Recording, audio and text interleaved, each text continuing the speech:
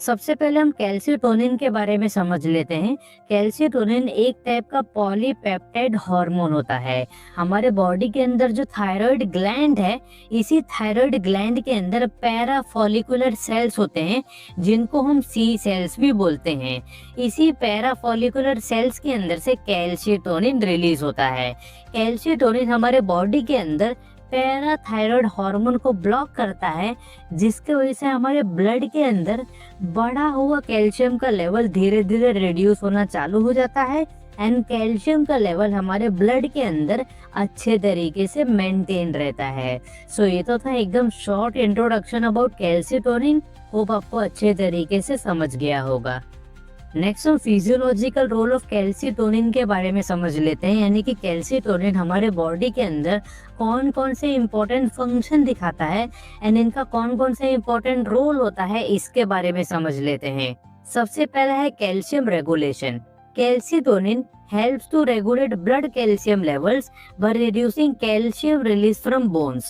It prevents the action of osteoclast cell activity which is present in the bone. कैल्शियोटोनिन हमारे blood के अंदर बढ़े हुए कैल्शियम के लेवल को रिड्यूस करने का काम करता है, जिसकी वजह से ब्लड के अंदर कैल्शियम का लेवल अच्छे तरीके से रेगुलेट रहता है। हमारे बोन के अंदर ऑस्टियोक्लास्ट सेल होते हैं और कैल्शियोटोनिन इसी ऑस्टियोक्लास्ट सेल के एक्टिविटी को इनिबिट कर देता है, प्रिवेंट कर देता है, जिसके वजह से बोन के अंदर का कैल्शियम ब्लड के अंदर नहीं जाता और ब्लड के अंदर कैल्शियम का लेवल अच्छे तरीके से रेगुलेट रहता है। नेक्स्ट है bone metabolism. Calcitonin inhibits breakdown of bone tissues which helps to maintain the bone density. Calcitonin हमारे बॉडी के अंदर बोन टिश्यूज के ब्रेकडाउन को इनहिबिट करता है, जिसके वजह से बोन का जो डेंसिटी है वो अच्छे तरीके से मेंटेन रहता है। इसके बाद है kidney function. Calcitonin increases calcium and phosphate excretion by decreasing the reabsorption in the kidneys. Calcitonin हमारे किडनी के अंदर calcium as well as phosphate के रीअब्जॉर्प्शन को डिक्रीज करता है और इसी के वजह से हमारे बॉडी से कैल्शियम एंड फॉस्फेट का जो एक्सक्रीशन है वो इंक्रीज हो जाता है। सो ये तो था फिजियोलॉजिकल रोल ऑफ कैल्शियोटोनिन। होप आपको अच्छे तरीके से समझ गया होगा। नेक्स्ट हम पैथोलॉजिकल रोल ऑफ कैल्शियोटोनिन के बारे में समझ लेते हैं, यानी कि जब हमारे बॉडी के अंदर कैल्शियोटोनिन का लेवल काफी ज्यादा इम्बैलेंस हो जाता है तो इसकी वजह से कौन कौन से डिजीज हो जाते हैं, इसके बारे में समझ लेते हैं। जब हमारे बॉडी के अंदर कैल्शियोटोनिन का लेवल काफी ज्यादा इंक्रीज हो जाता है, काफी ज्यादा बढ़ जाता है, तो इसकी वजह से दो डिफरेंट टाइप के डिजीज हो सकते हैं। सबसे पहला है मेडुलरी थायराइड कैंसर एंड दूसरा है सी सेल हाइपरप्लेजिया। सबसे पहले हम मेडुलरी थायराइड कैंसर के बारे में समझ लेते हैं। High levels of calcitonin in the blood can indicate medullary thyroid cancer. Medullary thyroid cancer is a rare type of thyroid cancer that originates from the parafollicular cell of thyroid gland which produce calcitonin. When these cancerous cells grow uncontrollably, they secrete excess calcitonin leading to abnormally high level in the blood.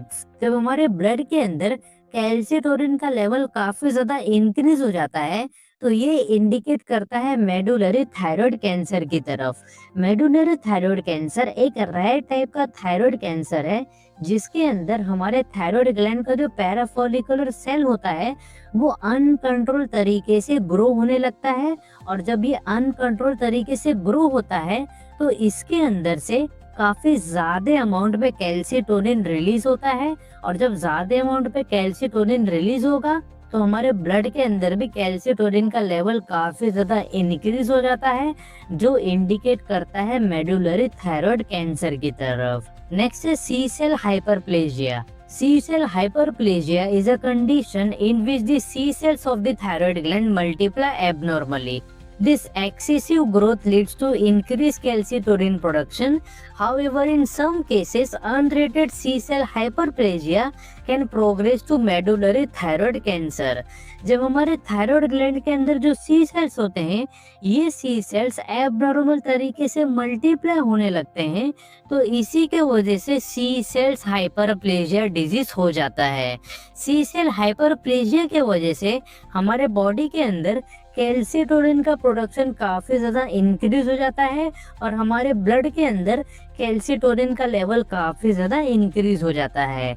अगर सी cell hyperplasia को सही time पर treat नहीं किया गया तो यह आगे चलकर मेड्यूलरी थायराइड कैंसर बन जाता है। सो ये तो था pathological role of calcitonin. Hope आपको अच्छे तरीके से समझ गया होगा। नेक्स्ट हम क्लिनिकल यूजेस ऑफ कैल्सिटोनिन के बारे में समझ लेते हैं, यानी कि कैल्सिटोनिन का इंडिकेशन क्या क्या होता है एंड कौन कौन से डिजीज एंड कंडीशन को ठीक करने के लिए इनका इस्तेमाल किया जाता है, इसके बारे में समझ लेते हैं। Calcitonin is used in treatment of hypercalcaemia. Hypercalcaemia condition को ठीक करने के लिए कैल्सिटोनिन का इस्तेमाल किया जाता है। Calcitonin is used in treatment of hyperparathyroidism. Hyperparathyroidism disease को ठीक करने के लिए कैल्सिटोनिन का इस्तेमाल किया जाता है। Calcitonin is also used in osteoporosis. Osteoporosis को ठीक करने के लिए भी कैल्सिटोनिन का इस्तेमाल किया जाता है। Calcitonin is also used to relieve bone pain. Bone pain को रिलीव करने के लिए भी कैल्सिटोनिन का इस्तेमाल किया जाता है।